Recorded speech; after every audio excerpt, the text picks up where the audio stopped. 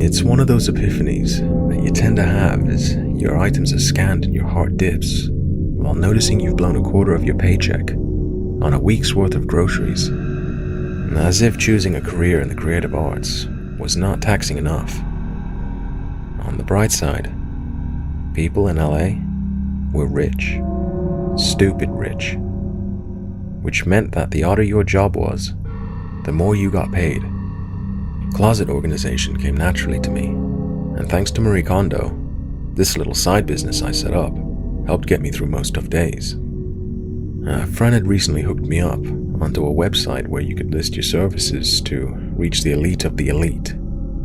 That's when I got an offer from an Audrey Salinger that I could not resist. She had left her contact number in the message saying it was a highly paid gig and that she could not reveal more details until I agreed. I picked up my phone and dialed her number. "Hi, you've reached Audrey Salinger." A delicate voice came through on the second ring. "Oh, hey, yeah. This is Karina from the Closet Organization ad. I saw your message." "Karina, I'm so glad you called," she interrupted, her tone changing almost instantly. I didn't have to speak more as she delved right into the details. Audrey worked for the Montgomerys, whose house required a bit of refurbishment, and she'd like to start with the closet. It all seemed fine, until she mentioned she had one condition. "It would be preferable if you finished it in one night. You can stay over if need be," Audrey spoke. I was a little taken aback to respond, feeling uneasy about the proposal. I wasn't ready to make her a promise that I could not follow through without knowing what I was dealing with. $3,000, Audrey's voice interrupted my thoughts. Thrice the amount listed on the website. "I'll pay you $3,000 if you spend the night and..." "I'll do it. I'll get it done," I told her.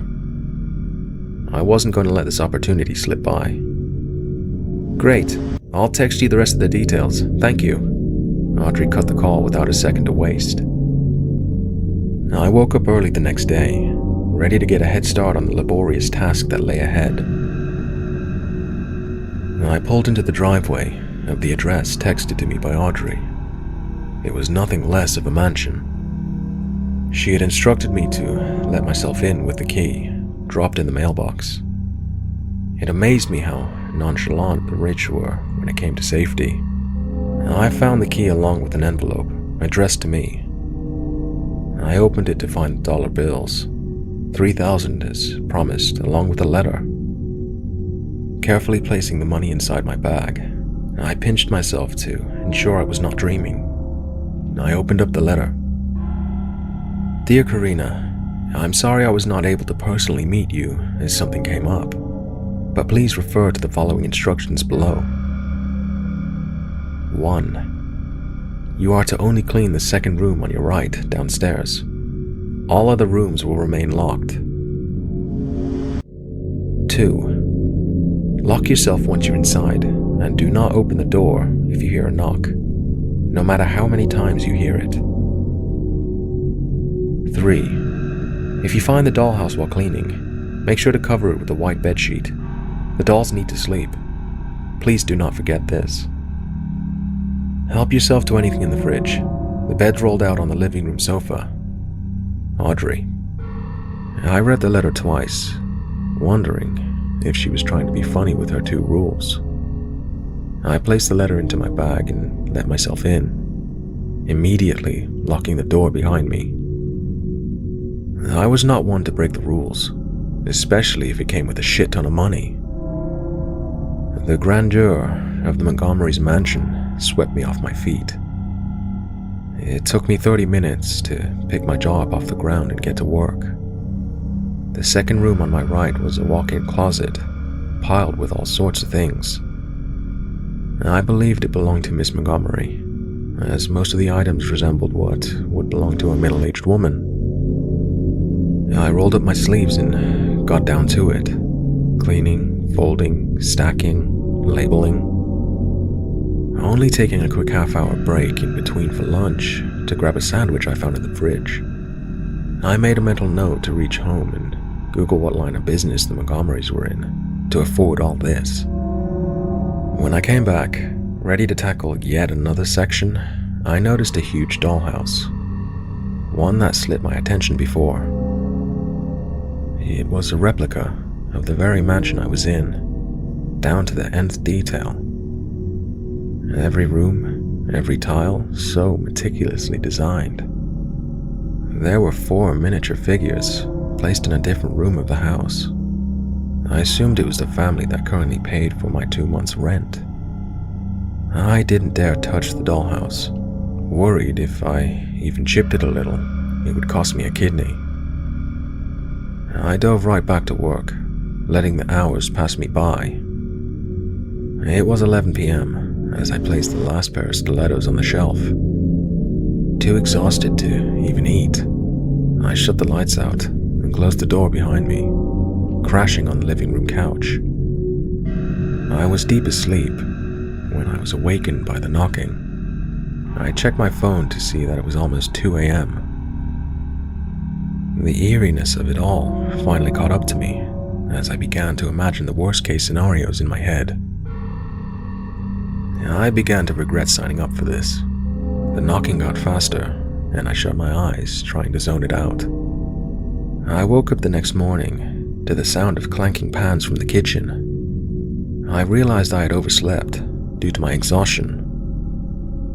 I walked into the kitchen to find a man and a woman, similar to the dolls I saw. "Good morning. You must be Karina." Miss Montgomery flashed a bright smile. "I love what you've done with the closet. Looks so much more compact." "Oh, thank you. I didn't know you were here." I spoke, too embarrassed to present my disheveled morning face. "Oh yes, we found an early flight back from the Bahamas. Kids couldn't wait to get home. Why don't you join us for breakfast?" I sat down on one of the high chairs as the 2 kids rushed in. After helping myself to a scrumptious meal, I said my goodbyes after thanking them at least a couple hundred times. On my drive back, with only 5% battery left, I quickly texted Audrey that the job was done, and that I also had the pleasure of dining at the Montgomerys. As soon as I reached home, I jumped into the shower and plugged my dead phone in. I could feel the fatigue leaving my body as the hot water hit. I couldn't help but sing out loud, ecstatic about how this gig went. My bathroom concert was interrupted by a knocking on my front door. I turned off the water and wrapped myself in a towel. "Give me a minute," I yelled, as I hurried to get dressed. My phone screen flashed, 15 missed calls from Audrey, 4 texts. The knocking began again. "In a second," I read the text. "Karina, pick up my call. Did you leave the house? Tell me you left." I couldn't understand Audrey's panic as I scrolled through her text. "Karina, did you forget to cover the dollhouse?" I couldn't recollect. I figured I must have forgotten because of how tired I was. The knocking on my door came faster, more furious now. The Montgomerys died in a plane crash 2 years ago, trip back from the Bahamas. I clutched my phone tight in my hands as I read those lines. My stomach dipped, and I felt like I couldn't breathe. If the Montgomerys died 2 years ago, who did I have breakfast with today? I felt my ears get hot. The knocking fading into the background as my own heartbeat got louder. The dolls need to sleep too. A feeling of dread washed over me as I realized I didn't follow Audrey's instructions. I turned slowly towards my door, the knocking suddenly reminding me of last night at the mansion. My phone buzzed, a new text. My hand shaking, beyond control as I opened to read. "Do not open your door."